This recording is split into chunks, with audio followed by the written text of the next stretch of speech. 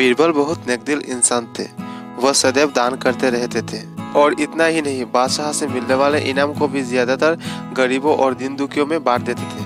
परंतु इसके बावजूद भी उनके पास धन की कोई कमी न थी। दान देने के साथ साथ बीरबल इस बात की भी चौकन्ने रहते थे कि कपटी व्यक्ति उन्हें अपनी दीनता दिखाकर ठग ना ले। ऐसे ही अकबर बादशाह ने दरबारियों के साथ मिलकर एक योजना बनाई कि देखे कि सच्चे दीन दुखियों की पहचान बीरबल को हो पाती है या नहीं। बादशाह ने अपने एक सैनिक को वेश बदलवाकर दिनहीन अवस्था में बीरबल के पास भेजा कि अगर वो आर्थिक सहायता के रूप में बीरबल से कुछ ले आएगा तो अकबर की ओर से उसे इनाम मिलेगा। एक दिन जब बीरबल पूजा पाठ करके मंदिर से आ रहे थे तो वेश बदले हुए सैनिक ने बीरबल के सामने आकर कहा, हुजूर, मैं और मेरे 8 बच्चे हैं जो 8 दिन से भूखे हैं। भगवान का कहना है कि भूखे को खिलाना बहुत ही पुण्य का कार्य है। मुझे आशा है कि आप मुझे कुछ दान देकर अवश्य ही पुण्य कमाएंगे। बीरबल ने उस आदमी को सिर से पांव तक देखा और एक क्षण में ही पहचान लिया कि वो ऐसा नहीं है जैसा वो दिखाकर कह रहा है। बीरबल मन ही मन मुस्कुराए और बिना कुछ बोले उस रास्ते से चल पड़े जहाँ से होकर एक नदी पार करनी पड़ती थी।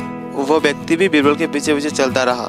बीरबल ने नदी पार करने के लिए जूता उतारकर हाथ में ले ली। उस व्यक्ति ने भी अपने पैर की फटी पुरानी जूती हाथ में लेने का प्रयास किया। बीरबल नदी पार कर कंकरीले मार्ग में आते ही 2-4 कदम चलने के बाद ही जूता पहन लेता।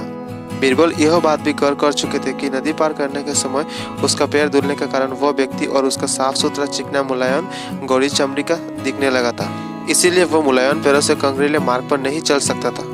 दीवान जी, दिन टठन की पुकार आपने सुनी नहीं? पीछे आ रहा व्यक्ति ने कहा। बीरबल बोले, जो मुझे पापी बनाए मैं उसकी पुकार कैसे सुन सकता हूँ? क्या कहा? क्या आप मेरे सहायता करके पापी बन जाएंगे? हाँ, वो इसलिए कि शास्त्रों में लिखा है कि बच्चे को जन्म देने से पहले ही भगवान उसके भोजन का प्रबंध करते हुए उसकी माँ के स्तनों में दूध दे देता है।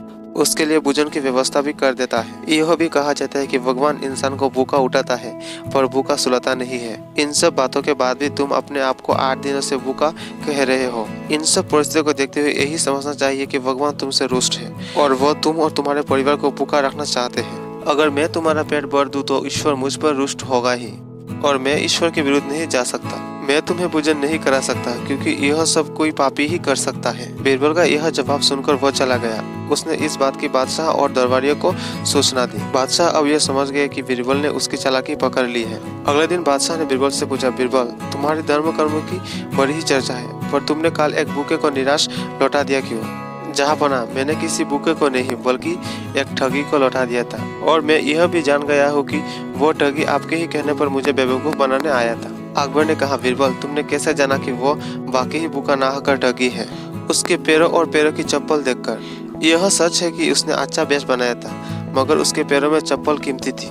बीरबल ने आगे कहा, माना कि चप्पल उसे भीख में मिल सकती थी पर उसके कोमल मुलायम पैर तो भीख में नहीं मिले थे, इसीलिए कंकड़ की गरज सहन ना कर सके। इतना कहकर बीरबल ने बताया कि किस प्रकार उसने उस मनुष्य की परीक्षा लेकर जान लिया कि उसे नंगे पैर चलने की आदत भी नहीं है।